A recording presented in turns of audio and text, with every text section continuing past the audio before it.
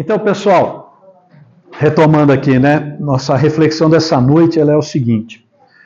Nós temos 5 obras básicas do Espiritismo. Nós estamos estudando o Livro dos Espíritos, tá? Mas eu peguei um trechinho lá do final do Livro dos Médiuns, né? No fim do Livro dos Médiuns, depois que o Espírito de Verdade e a sua falange de espíritos benfeitores falam tudo sobre o trabalho mediúnico, sobre mediunidade, né? O último capítulo ele é reservado a algumas comunicações, algumas mensagens que os espíritos mandaram, né? Vários espíritos mandaram algumas mensagens orientativas ao Kardec. Lembrando que, sempre naquele controle, Kardec sempre falava, é melhor desprezar 9 verdades do que aceitar uma única mentira. Então era triado, retriado essas mensagens para se ter certeza.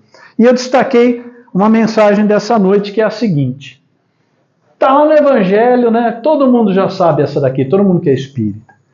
Espíritas, amai-vos. Eis o primeiro ensino. Instruí-vos. Eis o segundo ensinamento. Amai-vos e instruí-vos. Instruí-vos, conheçam a doutrina, conheçam o Evangelho, para não sermos enganados. Tá? Todas as verdades se encontram no cristianismo. Quando esse espírito falou que todas as verdades se encontram no cristianismo, ele disse relativo ao Evangelho de Jesus, que o cristianismo é o Evangelho. A gente tem uma tendência a confundir com as igrejas. As igrejas são criações dos homens. Esse espírito, muito puro, muito elevado, disse: todas as verdades se encontram no cristianismo. São de origem humana os erros que nele se enraizaram. Ok? Então todos nós sabemos ou já ouvimos falar que no passar dos séculos, muita coisa o homem colocou na boca de Jesus. O Evangelho foi modificado em algumas coisas. Na verdade, no estudo do Haroldo Dutra Dias, que é um grande palestrante espírita, já comentei aqui, ele traduziu uma equipe de grandes estudantes, estudiosos da FEB, Federação Espírita Brasileira, foram para Israel, foram para o Oriente Médio e traduziram pessoalmente o que tem de mais firme, mais próximo dos evangelhos. Tem um livro do Haroldo Dutra Dias, Evangelho. Tá? E ele fala que o primeiro evangelho foi escrito quase 90 anos depois da crucificação. Quase 90 anos. Então muita coisa mudou-se, né? Mas está lá. Os erros são de origem humana. Eis que do além-túmulo, que nós julgamos, né? Que esse julgai somos nós, que nós julgávamos o nada no além-túmulo, vos clamam vozes. Irmãos, nada perece. Jesus Cristo é o vencedor do mal. Sede os vencedores da impiedade. Então essa aqui é a frase que foi dita por esse espírito. Essa frase, ela está na segunda parte do Livro dos Médiuns, no capítulo 31, é o item 9. Lá no Livro dos Médiuns. E essa frase foi escrita por um espírito que o Kardec, antes de divulgar o nome, ele faz um arrazoado. Ele faz um arrazoado e falou, olha, muitas comunicações tivemos, né? Essa comunicação foi recebida por um médium de muito bom nível, tá? Falou, mas eu vou... E ela é longa. Essa comunicação aqui, pessoal, ela deve ter aí quase uma página. Eu peguei só o finalzinho. Só para vocês depois ir lá e fuçarem, né?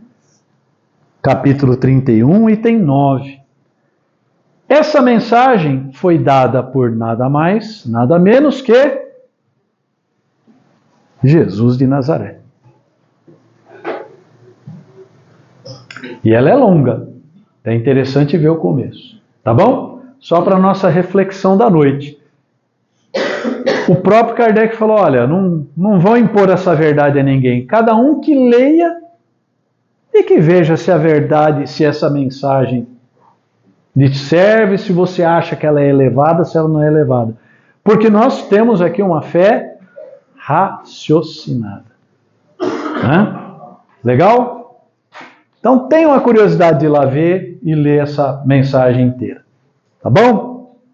Vamos lá. Voltemos então ao nosso livro dos Espíritos. Nós estamos lá na parte 3ª, já falando das leis morais. Estamos lá no capítulo 2, falando da lei da adoração. Falamos já do objetivo da adoração, falamos do que é adoração, falamos da adoração exterior, falamos da vida contemplativa, aquele negócio de você se trancar, fechar e ficar rezando pro resto da humanidade. Agrada a Deus? Não agrada a Deus, porque você não faz... Pessoal, frase do Livro dos Espíritos. Quem podendo fazer o bem e não o faz, faz o mal. Todos nós temos que fazer todo o bem que pudermos, né?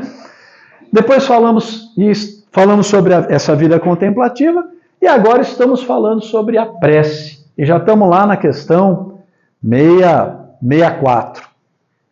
Então Kardec pergunta ao Espírito de Verdade, né? Será útil que oremos pelos mortos e pelos espíritos sofredores? E nesse caso, como podem as nossas preces lhes proporcionar alívio e abreviar os sofrimentos? Têm elas o poder de abrandar a justiça de Deus? Kardec, em todas essas questões da prece, ele tem insistido muito nisso, né? Ele vai tentando pegar o Espírito de Verdade na questão que ele quer, ele vai perguntando de várias maneiras diferentes. Então, de novo, o que ele está perguntando aqui? Adianta orar pelos mortos? Porque morreu, morreu. Pessoal, estamos falando de 1857, onde não se tinha a ideia da vida após a morte. O que se entendia à época é que morreu, acabou, acabou. Então, Kardec está descobrindo essas coisas. E está perguntando ao Espírito de Verdade. Então, adianta orar pelos mortos? E a perguntinha última lá, né, que ele já fez de umas 3 maneiras diferentes. Tem a oração o poder de abrandar a nossa pena? Para quem estava aqui na segunda passada na outra, ele perguntou isso já diretamente ao Espírito de Verdade. Né? Falou, tem certeza que se eu pedir desculpa, que se eu orar, rezar bastante, se eu ajoelhar no milho e ficar uma semana, não vai me acontecer nada? Né? Então vamos lá, vamos ver qual é a resposta do Espírito de Verdade. A prece não pode ter por efeito mudar os desígnios de Deus. Eu acho isso aqui importante. Por quê? Porque muita gente perde a fé, muita gente se afasta da religião, qualquer uma, nós estamos falando só do Espiritismo, porque entende errado e depois acha que não funciona. Oh, mas eu pedi a Deus para não bater o carro. Eu orei para fazer uma viagem segura e não bater o carro. Tá, mas você tinha que ter tomado meia dúzia de cerveja antes de pegar a estrada? Ah, mas eu orei. Não é assim que a coisa funciona. Né? Só para dar um exemplo. A alma por quem se ora experimenta um alívio. Falamos aqui hoje, de novo, né? Precisamos relembrar. Vivemos mergulhados numa matéria básica de todo o universo chamada fluido cósmico universal. É a matéria básica de tudo que foi criada por Deus. Mas, Paulo, o universo ele tem o vácuo. Não há o vácuo. O universo todinho é preenchido com o fluido cósmico universal. O ambiente que nós estamos aqui, além do ar que respiramos, das partículas que estão em suspensão, da umidade, ou seja, água, gases, também está impregnado, estamos mergulhados no fluido cósmico universal. Ok? Esse fluido cósmico universal é o que faz, como eu disse, quando a gente escreve um nome lá no livro, cria-se um rastro fluídico, um rastro de energia, vamos falar assim, através desse condutor que é o fluido cósmico universal. A espiritualidade presente que nos alcança, que conversa, que está do nosso lado, que nos vê espiritualmente e está trabalhando em cada um de nós agora, se utiliza do fluido cósmico universal. Para os homens é como se fosse o óleo e a gasolina do carro. Ok? Para as mulheres, não sei dar um exemplo, porque eu não sou mulher. Mas eu vou pensar num, daqui a pouco eu volto no teu. Né? Então, cadê? Está lá fora tossindo. Então, gente, a alma por quem se ora experimenta alívio. Porque quando a gente ora, a gente cria esse cordão energético. A gente vai até a pessoa. Porque recebe assim um testemunho do interesse que inspira aquele que por ela pede. Então a pessoa, nós, sem percebermos, quando alguém ora pela gente, não sabemos, simplesmente, nossa, me sentindo bem. Você não faz nem ideia de por que você está sentindo bem. E muitas vezes é porque alguma oração chegou até você. Né? Ah, não, Paulo, é que aconteceu alguma coisa boa. Ok, também. Mas você também está vibrando bem. Né? Tá? Também porque o desgraçado não é o desgraçado do xingamento, pessoal. É aquele que está em desgraça, aquele que não está bem, né? Também porque a pessoa que não está bem, sente sempre um refrigério quando encontra almas caridosas que se compadecem de suas dores. Aqui, o Espírito de Verdade já está se referindo a quem? Ao desencarnado. Né? Oi? Cadê? Quando fala desígnios de Deus e livre-arbítrio, são coisas contrárias. Então, nós lá no comecinho a gente discutiu bastante isso daí. Né? Fez uma pergunta ótima. Temos o livre-arbítrio, mas temos desígnios de Deus. Deus tem um projeto. A nossa encarnação é um projeto. Aí eu vou projetar a aula de hoje. Então eu faço uma série de estudo isso. Mas e a pergunta que vem do livre-arbítrio? A nossa vida é igual. Então nós temos um projeto de vida. Porém, temos o livre-arbítrio. Dentro desse projeto nós podemos cumprir ou não cumprir. Nós podemos caminhar bem ou podemos caminhar mal. Porque se assim não fosse, se tudo fosse desígnio de Deus, que responsabilidade que a gente teria? Nenhuma. Por que você matou a Ângela? Porque é desígnio de Deus, não fui eu. Então não é assim. Deus faz assim. Olha, no seu processo de reencarnação, ser a Ângela, vocês vão ter uma briga. Por quê? Porque faz 42 encarnações vocês estão brigando. Começou lá na Babilônia, quando você roubou o tijolo do prédio da construção. Então, agora vocês vão brigar de novo. Por quê? Porque vocês precisam se acertar. Agora, se eu saco uma arma e mato a ela, não é desígnio. Então, a parte de acertar é o desígnio de Deus. De se acertar. É o desígnio Isso, de Deus. Exatamente. A escolha que eu vou fazer ou não... O livre-arbítrio, exatamente. Senão seríamos autômatos. Né? E não somos autômatos. Temos livre-arbítrio. Por isso que a gente sempre fala, né? Sempre aproveita esse gancho quando a gente entra nesse tema. Muito cuidado com mediunidades, psicofonias e psicografias em que o irmão espiritual te diz o que fazer. Isso é um crime espiritual. Isso não se faz. Porque a partir do momento que um irmão espiritual, você vai fazer uma coisa, não, largue dessa sua esposa porque ela não vale nada. Ele tirou minha responsabilidade. Não é mais uma decisão minha.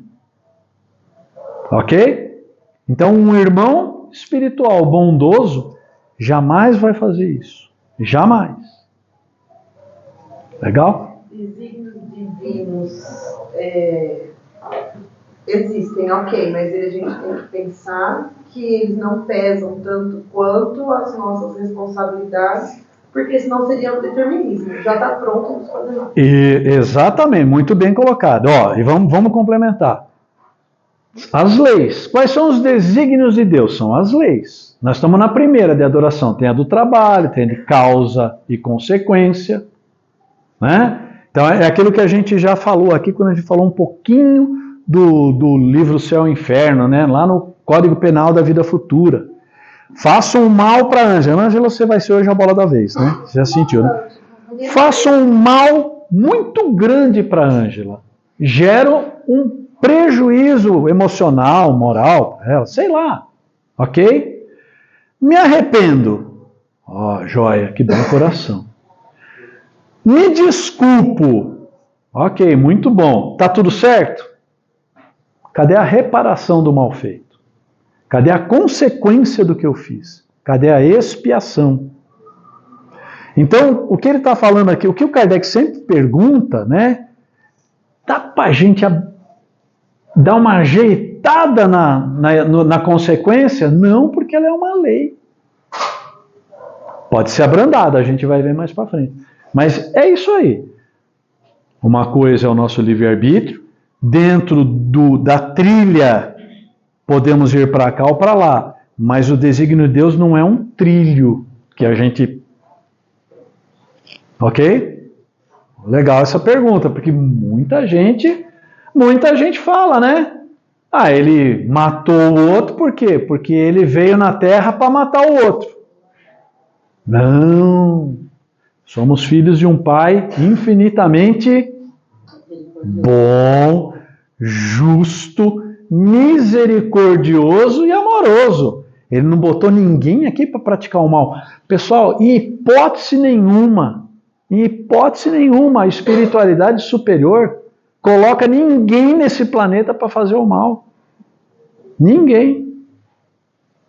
Todos nós estamos aqui para fazer o bem e para melhorar. O problema é que a gente resolve fazer o mal. Porque senão daqui a pouco nós vamos dizer que Hitler é um missionário de Deus. De forma nenhuma. De forma nenhuma. Temos sempre a opção da escolha. Temos sempre o livre-arbítrio. Né? Por outro lado, através da prece, aquele que ora concita o infeliz ao arrependimento e ao desejo de fazer o que é necessário para ser feliz. Então, quando a gente tem esse amor dedicado, a pessoa fala, puxa vida, o mundo não é tão horrível, né? Tem gente que se preocupa comigo. Será que eu fiz certo? Será que não é hora de eu começar a reavaliar? Pronto, já é um começo da recuperação, né? Nesse sentido, é que se lhe pode abreviar a pena, se por sua parte ele secunda a prece com boa vontade.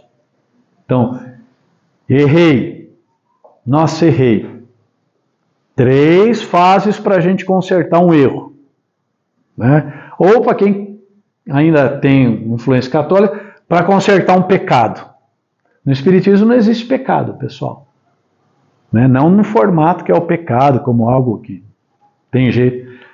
3 estágios para a gente corrigir um erro. Primeiro, arrependimento. Por que arrependimento? Você precisa entender que o que você fez está errado. O que é o arrependimento? Nossa, falei um negócio para a Ângela que saiu da boca para fora no momento que eu estava nervoso. Não era para ter falado, fiz errado. Arrependimento. Ok? Segunda fase, expiação. Quando eu me arrependo, eu começo a sofrer com aquilo. Porque, por que eu fiz? Estraguei o dia da Ângela. Que coisa gratuita, que bobagem. Por causa de um copo d'água que ela ia pegar, que eu falei, não. Expiação, sofrimento. Ou, como a gente falou aqui, consequência do teu ato. Terceiro, reparação do dano. Ângela, pelo amor de Deus, querido, olha, nossa, não devia ter falado aqui, eu estava nervoso, não foi isso que eu quis dizer, eu estava preocupado que o copo d'água ia não sei o quê. Olha, você me perdoe. E aí, quer contar? Aí é interessante também a gente discutir, né? Aí a Ângela, que é um coração lindo e maravilhoso, fala, pô, esquenta a cabeça. Nem liguei para isso. Ou, coração peludo, se não existe desculpa, né? Se não existisse, tinha muita gente ruim morta. E aí, como é que fica isso? Espiritualmente falando. Acho que a consequência fica para quem não está perdoando. Né? Exatamente. Aí, como nos ensina o Divaldo, se você quer ser meu inimigo, o problema é seu. Agora, se eu quero ser seu inimigo, aí o problema é meu.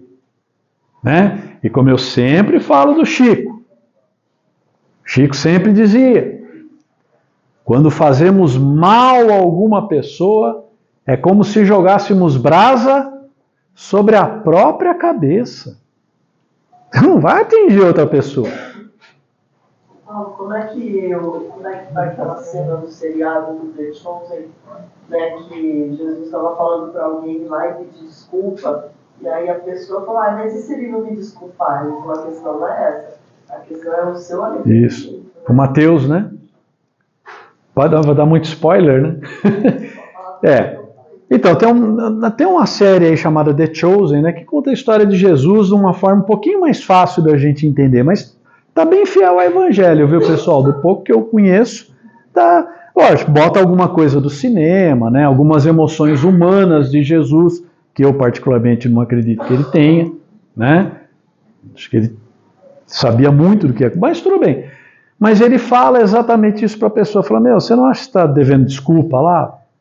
Aí ele fala, mas eu estou morrendo de medo de ir lá pedir desculpa para ele e ele não me desculpar. Aí Jesus fala exatamente isso. Eu falei, então, mas aí o problema passa a ser dele. Dele. Legal? Fala, Zé. Então, se todos nós cumprisse a lei do amor, não precisava de tudo essa palhaçada aí. Não precisava, Zé. Não precisa. Se a gente tivesse parado aqui, ó. Como é que é? Se a gente tivesse parado lá no amai-vos, né? O Chico fala, né? O Chico nos fala também. Pessoal, Jesus não nos pediu para subir no alto da montanha mais alta do mundo, nem descer às profundezas dos mares. Jesus só nos pediu para nos amarmos uns aos outros, só isso. E nós não conseguimos. Orgulho e egoísmo, sempre falamos aqui. Se a gente fosse capaz de resumir o Evangelho de Jesus, Jesus se concentrou nesse planeta nas duas principais chagas da humanidade: o orgulho e o egoísmo. Vocês podem fazer uma análise depois em casa com calma. Todo conflito, todo bate-boca, todo desencontro, toda a maldade do mundo está ligada ou ao egoísmo ou ao orgulho. Por isso que o evangelho dele é todo calcado nos dois opostos. Caridade, que é o oposto do egoísmo, e humildade, que é o oposto do orgulho. Todo o evangelho dele é calcado nisso. Para a gente ter um resumão, é isso. Né? Uma recheada de muita coisa boa. Então, quando a gente ora, né, com amor, com dedicação, pode ser até abreviada a pena, a consequência, né? Por que isso aqui, pessoal? Só voltar aqui um pouquinho. Eu já disse a vocês, vou repetir. A nossa vida estável é a vida espiritual. Não é essa. Esta vida que nós estamos vivendo encarnados, ela é temporária e ela é passageira. Hoje eu estou Paulo, há 200 anos atrás eu estava Pedro, há 400 anos para frente estarei Maria. Ok? Então, essa vida nossa aqui, ela é temporária, ela é uma escola, é um aprendizado. Beleza? Haroldo sempre diz, né, que se a gente vivesse mais acreditando na imortalidade da alma, talvez fôssemos mais fácil resolver. Exatamente. É outra questão. O Haroldo sempre fala, se hoje a maioria dos habitantes do planeta acreditassem na reencarnação, nós estaríamos muito melhores. Porque todo o mal do mundo vem do orgulho e do egoísmo daqueles que acham que morreu, acabou. Então, antes de acabar, o que eu vou fazer? Eu vou pegar tudo para mim. Eu vou fazer tudo que eu quero. Mas e os outros? Que se dane os outros. Só se vive uma vez, não é esse o ditado? Só se vive uma vez, não. Aí quando chega lá no plano espiritual, quando chega na erraticidade, é surpreendido de que a vida não cessa, a vida continua, que essa daqui é uma passagem muito rápida, né? Muito rápida. Tá? Então, abreviar a pena, né, com uma boa vontade. A gente consegue abreviar essas penas porque nenhum de nós aqui vai ficar nesse mundo aqui encarnado, que é um planeta, é um mundo de provas e de expiações. Não é um mundo de regeneração, não é um mundo alegre, é um mundo de provas e expiações. Nós estamos vindo na escola só no dia do exame. A gente não está vindo no parquinho, a gente não está vindo brincar na areia, a gente só está vindo no dia da chamada oral e da prova escrita. Isso é encarnação, para a gente aprender, né? Mas nenhum de nós vai ficar aqui um minuto que não seja necessário para a sua evolução. Por quê, Paulo? Nós não acabamos de falar que Deus é amor, sabedoria, justiça, misericórdia infinitos. Se eu vim aqui, já me consertei, já paguei o que eu tinha que pagar para a Ângela, já estou quites, eu não tenho mais que sofrer. Por isso que a pena pode ser abreviada. Aprendi a lição? Me arrependi de fato? Tá ok. Estou falando da boca para fora? Estou pedindo desculpa só para ficar bonzão na roda? O que vale é a intenção. E a espiritualidade sabe? Lembra que a gente viu lá no 459, né? No 459. Podem os espíritos ver os nossos pensamentos? Os espíritos conseguem ver, inclusive, aquilo que tu queres esconder de vós mesmo. Não há segredo do espírito para a matéria. E não há segredo de espírito para espírito. Não existe mentira na erraticidade. Não existe mentira. Mas, Paulo, um espírito maldoso pode mentir para a gente? Muito. E o faz constantemente. Tá?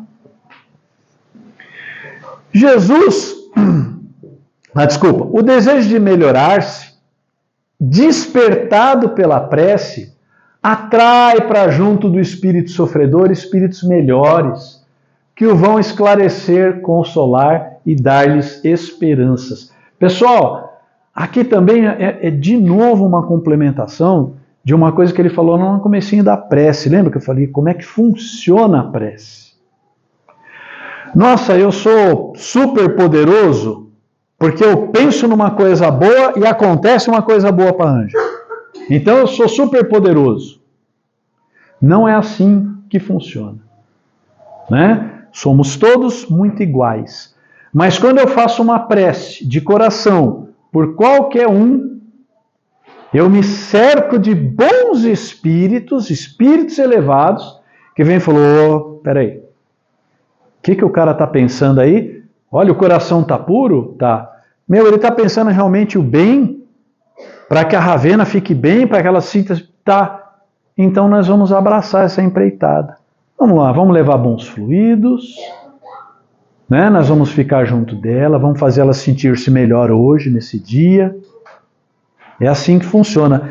E aqui, ó, ele está reiterando. Despertado pela prece, ele atrai para junto do espírito sofredor espíritos melhores, que o vão esclarecer, consolar e dar-lhe esperanças. Lá vai o Paulo ser chato de novo. Está escrito aí que vai resolver seus problemas? Está escrito aí que vai pagar suas dívidas? Está escrito aí que vai trazer o amor de volta em 3 dias? O que está escrito, pessoal? Esclarecer, consolar e dar-lhe esperanças. É essa erguida que a gente recebe, que o problema que era desse tamanho, fica assim. Ele ainda está lá. Você ainda tem que vencer esse problema. Mas ele fica assim. Né? A espiritualidade da casa, que ela sempre fala lá na cabine. Irmão, irmã, os problemas têm a importância que você dá para eles. Fala, André.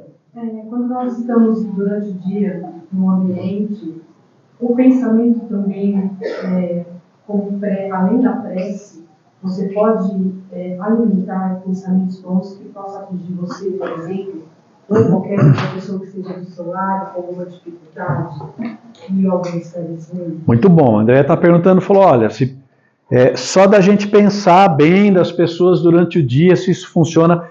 Lembra que a gente viu que era prece? O que é orar? O que é uma adoração? É elevar o pensamento a Deus. Como é uma prece? Pode ser um Pai Nosso, pode ser uma Ave Maria, pode ser qualquer fórmula pronta. Mas, gente, o que é que Deus gosta? Aquela que vem do coração. Como a gente brinca aqui, né? Da moçada hoje em dia. Mano do céu. Isso é uma prece? É. E muitas vezes, quando está tocado de sentimento, é muito mais poderosa do que uma novena de uma pessoa que fala decorada da boca para fora. Então, quando estamos durante o nosso dia, não estamos mergulhados no fluido cósmico universal? Quando você pensa durante o dia, fala, nossa, será que minha mãe está bem? Puxa vida, né? Eu estou torcendo para que ela esteja bem. Tal. Chega, pessoal. É uma prece? É uma prece. O spray de energia que sai do seu coração, chega lá. Ok? Chega. Assim como quando a gente pensa mal. E às vezes a gente dá mais importância, né? Você não... Exatamente. Quando Divaldo Pereira Franco nos ensina que quando Jesus fala de jejum, ele não fala de jejum da carne, ele fala de jejum da alma, é o jejum do pensamento, né? Então, ele fala, né, que olha, tem uns estudiosos aí que dizem que a gente tem cerca de 30 mil pensamentos por dia. Desses 30 mil por dia, quantos são bons, quantos são ruins nossos? A grande maioria é ruim. Nós temos essa tendência a sermos pessimistas. Então o que ele fala? Faça um jejum. Nós já falamos isso aqui alguns anos atrás nessa casa, num estudo. Falou, vamos fazer um desafio? Um dia, pessoal. Amanhã. Tenta amanhã não ter nenhum pensamento ruim. Mas, Paulo, é inevitável, porque acontece, ele vem. Ok, quando ele vier, substitua ele imediatamente por um pensamento bom. Faça esse teste. Um dia. Você vai ver que não foi difícil, passe para 2, passe para 3, você vai ver como a sua vida vai mudar. Né? Mas é difícil, né? Porque a gente sempre tem alguém para pensar mal, para xingar, para brigar, para estar emburrado, né? Fala, Zé. Então o agradecimento é uma prece grande. É uma prece, né? Essa palavra que está na moda, né? Que eu não gosto muito dos modismos. Ai, gratidão. Gratidão virou uma palavra de boca, né? Mas quando você realmente fala, nossa, muito obrigado pelo que você fez, você está orando pela pessoa, você está fazendo uma prece pela pessoa, você está enviando a ela boas energias. Quando você agradece pelo seu dia, você está Opa! fazendo uma prece por você mesmo. Uma prece poderosa. Poderosa. Sempre poderosa.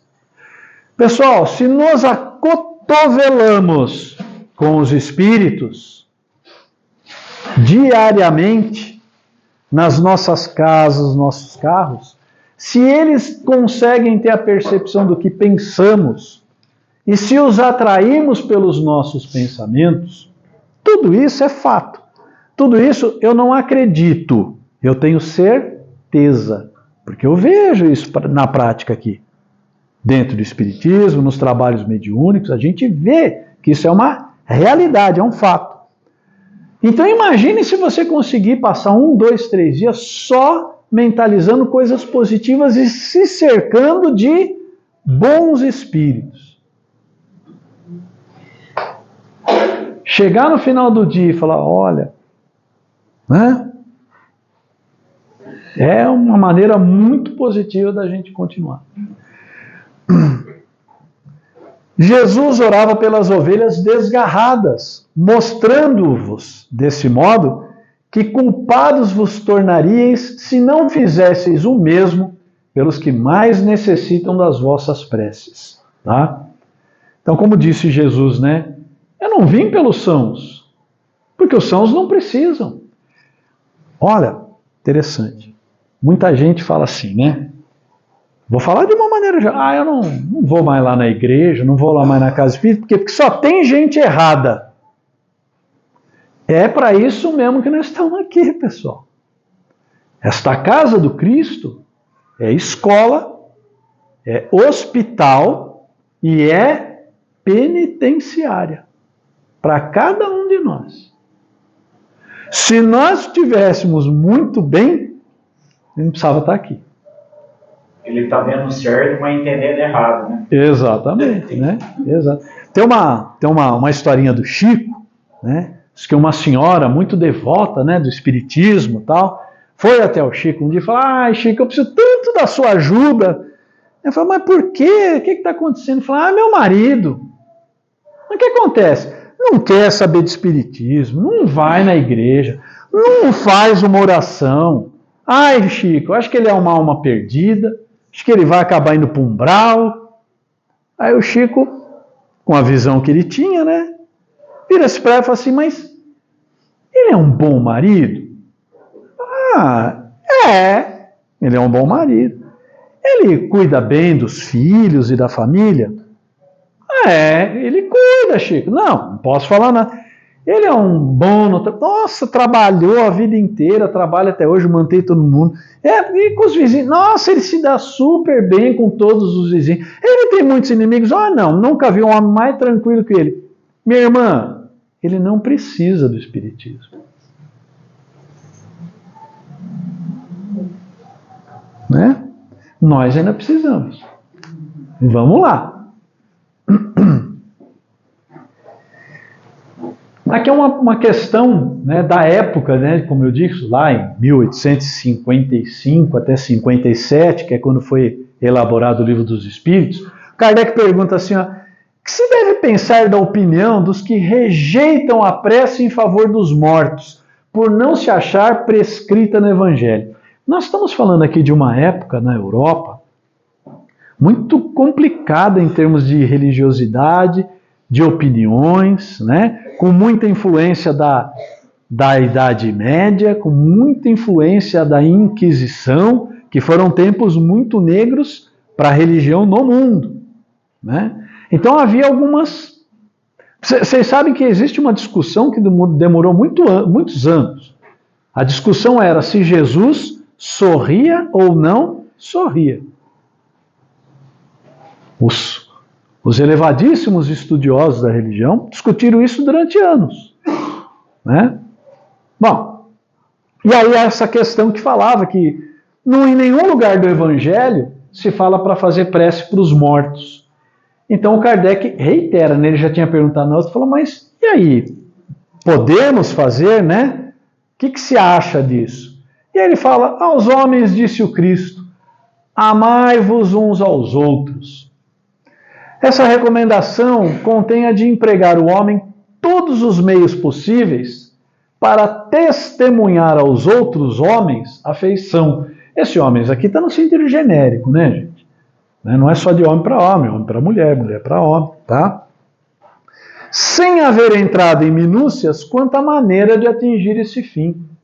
Então, está falando, olha, genericamente, quando Jesus falou amai-vos uns aos outros, é todos, de todas as maneiras.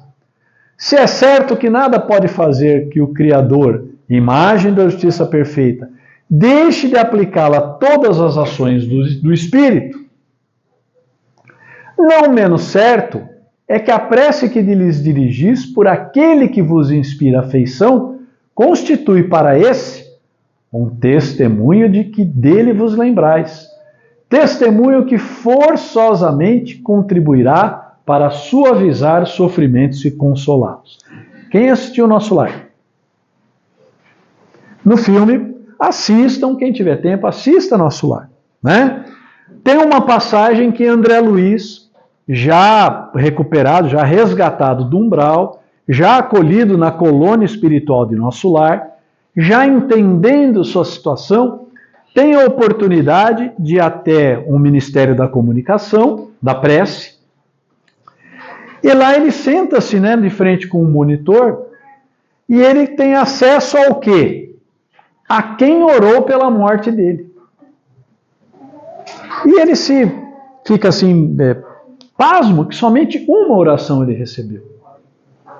De uma senhora que foi atendida por ele como médico, já depois do expediente, que atendeu o marido dela, de graça, mas que toda essa caridade quem tinha feito tinha sido a secretária de André Luiz. Mas ela dirige uma prece, era a única que tinha lá. Então, gente, toda a prece que fazemos para os encarnados e para os desencarnados tem esse efeito forçosamente, ou seja, é lei de suavizar os sofrimentos e consolá-los, tá? Desde que ele manifeste o mais ligeiro arrependimento, mas só então é socorrido.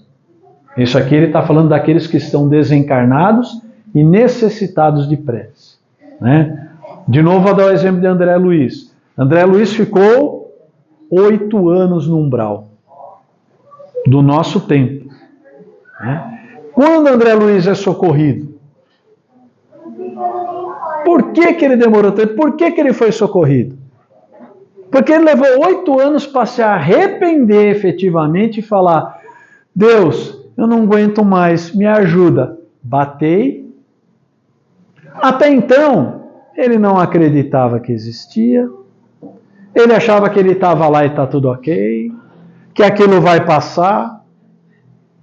Quando ele lembra que há um Pai Criador, que se arrepende, que vê o passado que fez e pede ajuda, imediatamente Clarencio aparece do lado dele e o resgata do umbral.